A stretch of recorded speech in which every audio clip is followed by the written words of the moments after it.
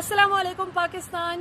नकीबुल्लाह महसूद और उसके साथियों को कत्ल करवा के मार्ज़े वजूद में लाई जाने वाली जमात PTM, जो कि कहने को तो पश्तून तहफ़्फ़ुज़ मूवमेंट है, लेकिन दरअसल पाकिस्तान तोड़ो मूवमेंट के एजेंडे पर काम कर रही है।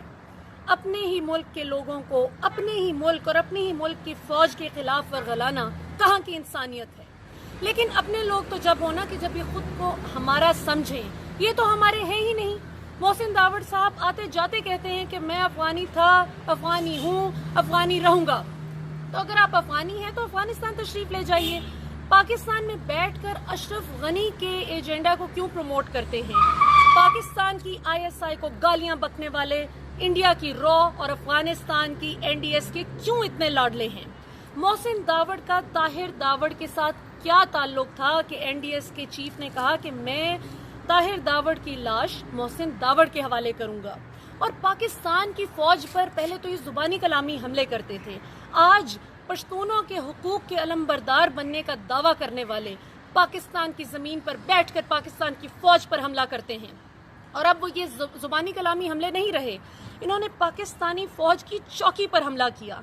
यानी इमेजिन करें इनकी जुर्रत और इनकी दलेरी कि अभी इतनी इनको शय मिल चुकी है।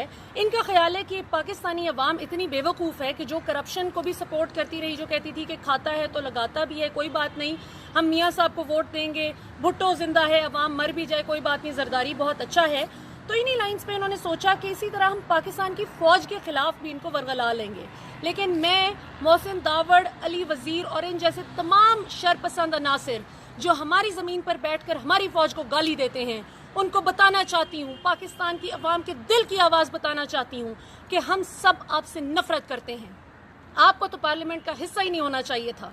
आप पाकिस्तान के पार्लियामेंट में कर क्या रहे हैं? आप अफगानी हैं तो अफगानिस्तान जाइए।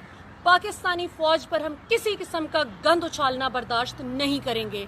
आपने हमारे जवानों पर हमला किया और उसके बाद स्टेट अटैक्ड PTM के नाम से आपने हैशटैग चला दिया, इस उम्मीद में कि हम